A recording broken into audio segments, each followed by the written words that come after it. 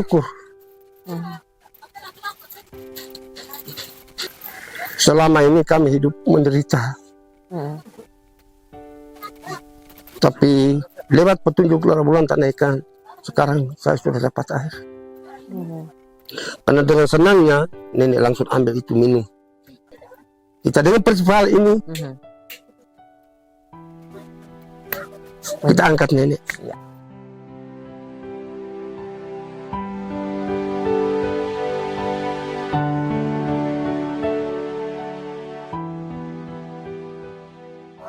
Seperti yang Anda lihat di belakang saya, ini menjadi tenda festival untuk Festival Utowata nantinya sudah disiapkan oleh warga masyarakat. Nah, di Desa Belepanawa ini tidak jauh berbeda juga dengan desa-desa yang lain, bahwa ada hierarki suku, kepala suku, atau dipimpin oleh tua-tua adat.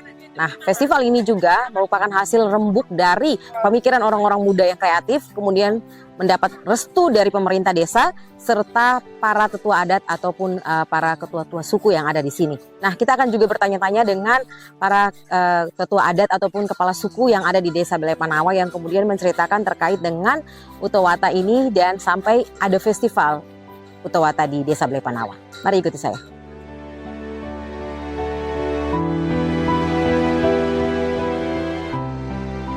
Saya sudah bersama dengan Bapak Yoslein. Bapak Yoslein ini merupakan kepala suku lain yang ada di Desa Belepanawa. Seperti yang kita tahu bersama bahwa di Desa Belepanawa ini ada satu suku yang dominan gitu ya Bapak ya, yang menempati Desa Belepanawa.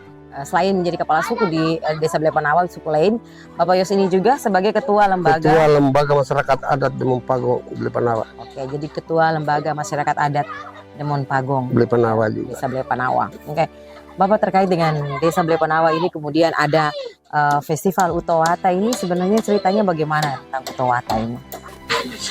Menyangkut nenek Utowata ini, awal mulanya itu mereka hidup di kampung lama di Belepanawa. Mereka hidup tidak ada air. Jadi nenek ini setiap pagi dia dengan sarung tenunnya itu dia pergi untuk membasahi embun pagi. Kalau pada waktu embun pagi ada, dia datang baru dia peras untuk minum dan masak. Kalau dia tidak dapat, dia menangis. Peran-peran dari perempuan, peran perempuan dalam rumah atau dalam suku Lama Holot itu sangat kuat memang ya. Kehidupan itu sebenarnya ada di perempuan. Jadi ketika waktu setiap pagi juga kadang-kadang dia dapat embun pagi untuk peras dengan dia punya sarungnya, kewateknya, lalu untuk minum dan masak. Kadang-kadang juga tidak ada. Jadi mau tidak mau mereka masak dengan tuak, marak yang mereka iris ini kah, tuak irisan itu. Kemudian kalau dia tidak dapat, dia duduk menangis. Malamnya dia mimpi lewat Lara Bulan Tanah Ikan itu berpedoman. Dan kebetulan juga di rumah itu nenek itu pelihara 2 ekor anjing, satu jantan, satu betina. Anjing yang jantan itu dia punya nama Urikiwang, sementara yang betina itu nama Lango Amu, berarti rumah kosong. Lalu dia punya saudara 3, orang tua sudah mati. Saudaranya 3 pergi kebun. Jadi malam itu dia mimpi bahwa besok pagi engkau bawa ketupat, isi abu dapur, ikat di badan anjing, tusuk lubang-lubang. Di sekitar jam 8-9 kalau engkau lihat anjing di rumah tidak ada, berarti anjing sudah pergi minum air atau mandi. Air ada, tapi jauh air itu. Bangun pagi, dia pergi basah sarung yang di embun pagi, tidak dapat. Langsung dia menangis, datang, dia duduk. Dia renung kembali tentang mimpi yang tadi malam tadi, petunjuk. Lalu dia duduk, ambil daun lontar ini, hanya buah ketupat, isi abu dapur, ikat di 2 ekor banyak anjing itu, ikat, tusuk lubang kecil-kecil, dia ikat. Lalu dia duduk-duduk sekitar jam 9-10 itu dia lihat anjing tidak ada. Jadi dia ikut dari kampung ini jalan tapaknya. Ini ke sana menuju. Jadi dia dari kampung lama, dia turun masuk di depan sekolah ikut jalan tapak ini. Sampai di sana ikut jejak Abu Dapur. Sampai ya, di atas itu dia menurun di dalam menurun turun ke bawah itu di Leto Matang itu. Itu karena dia ada sesak jalan ke tebing-tebing tuh di bawah lembah. Jadi dia berdiri di atas batu, dia lihat anjing itu sudah di dalam air. Air merupakan kolam kecil yang sekarang tempatnya nama Gere. Lalu dia lihat anjing sementara di dalam air, sementara minum mandi. Langsung dia turun sampai di bawah, dia bilang, diangkat muka, dia bilang, "Lara Bulan Tanah Eka, syukur."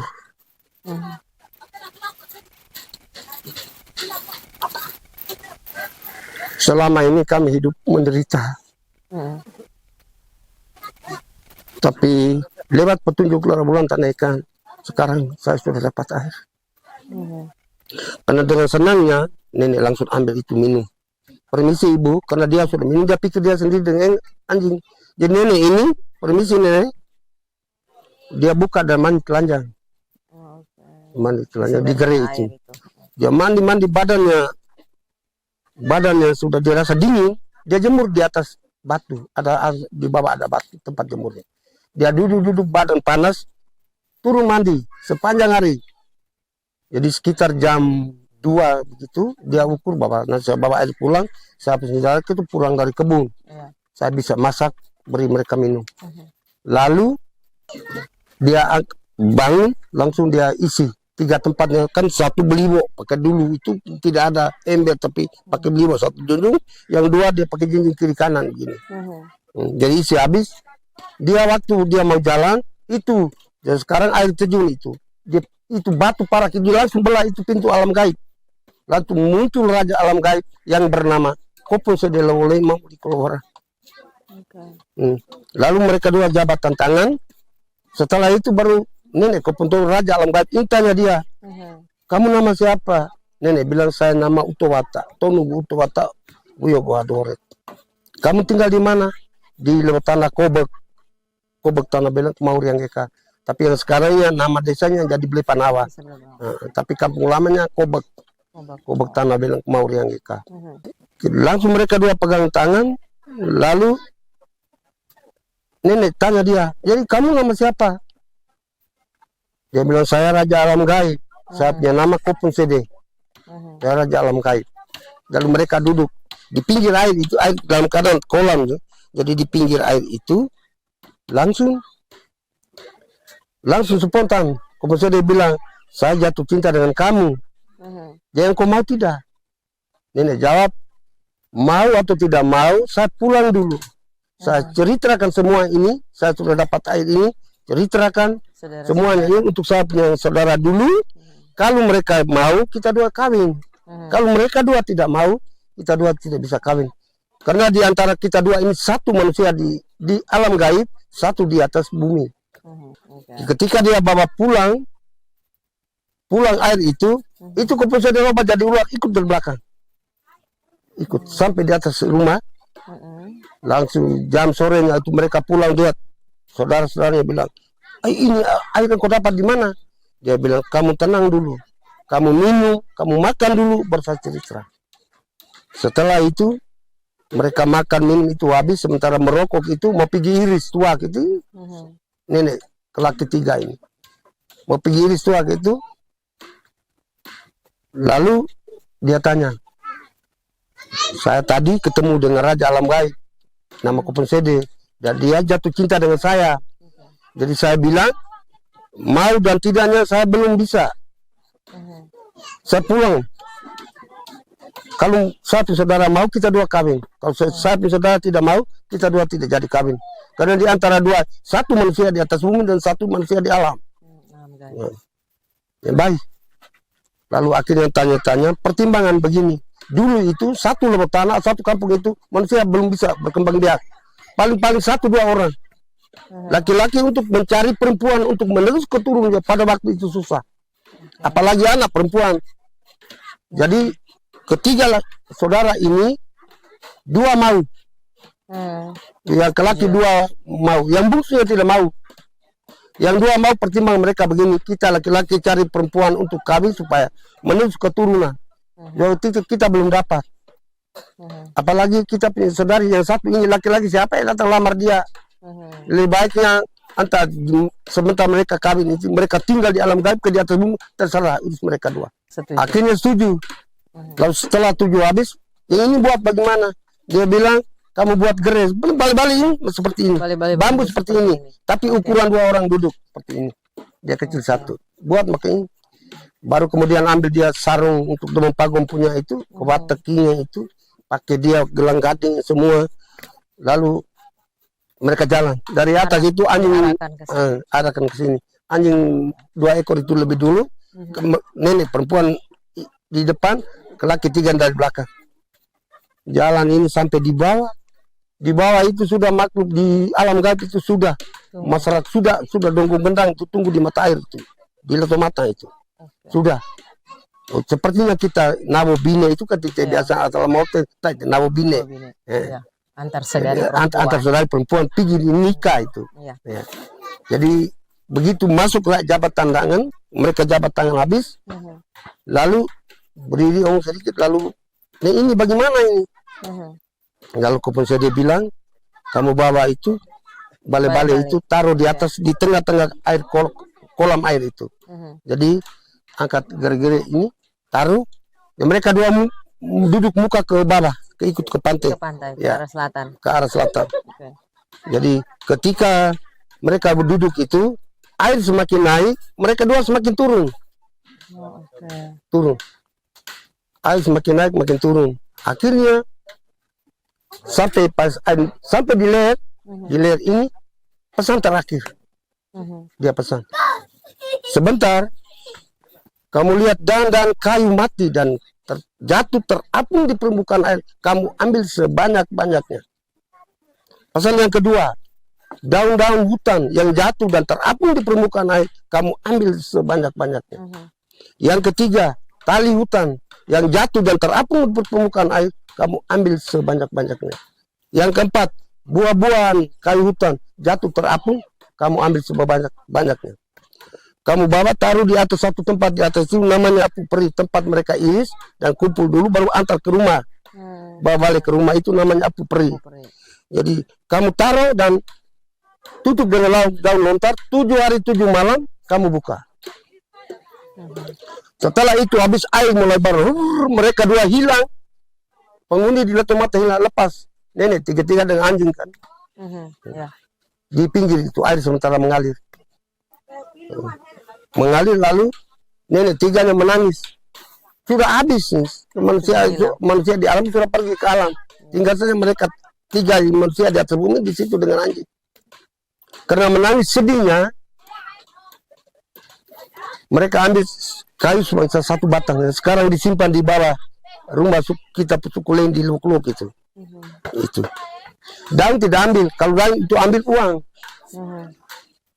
Tali juga ambil cuma 1 logam yang ada ini. Yang ada tersimpan. Buah-buahan mereka ambil cuma 2 pasang. Ya. Bentuk belang emas segitiga itu. Jadi benda-benda yang terapung di atas permukaan air itu diambil kemudian setelah 7 hari 7 hari 7 malam simpan di atas itu tempatnya, ada tempat. Simpan. Jadi tutup dengan daun lontar. Nomor 7 hari 7 malam mereka buka. Waktu 7 hari 7 malam nenek mereka buka itu sudah gading sudah loda itu hidup ini, sementara ini gerak-gerak itu. Jadi mereka angkat taruh. Jadi hitung simpan di sini ada 8 lapis keturunan, sementara angkat ke Luk-Luk baru 5 turunan. Jalan 5 turunan. Lalu pesan lagi 1 ibu, pesan terakhir juga, air ini merupakan beli saya dan dia tidak akan kering untuk selama-lamanya.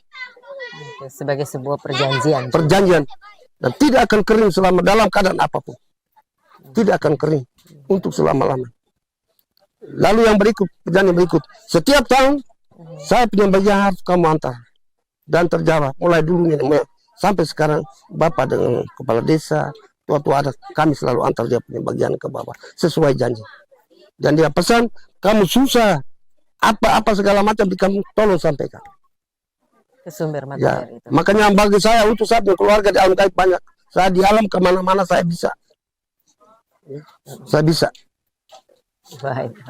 Gitu. Terima kasih. Makanya ini kita dengan festival ini kita angkat nenek. Ya. Cerita-cerita seperti ini kemudian nanti diturunkan juga kepada anak cucu. Ya, ada bukunya semua sudah Bapak, disiapkan ya. itu. Oke. Dan tempat-tempat yang seperti tadi Bapak ceritakan, tempat iris tua, kemudian tempat penyimpanan, Ada semua, sampai ada sumber semua. mata air Ya, sampai sekarang masih ada. Apakah nanti di festival juga akan ada? Iya ya, nantinya anak-anak sebentar dalam ini. Moga-moga tuntas. Baik. Terima kasih banyak Bapak untuk Oke. ceritanya sukses untuk festival Utawata ini. Utawata. Nah, untuk kita semua yang menyaksikannya berkeinginan untuk melihat apa yang disampaikan oleh Bapak, nanti di festival Utawata itu juga akan ada trekking ke sumber mata air. Ini cerita-cerita yang harus diturunkan juga kepada generasi kita, bagaimana menjaga keseimbangan, bagaimana juga menjaga relasi dengan alam, dengan sesama.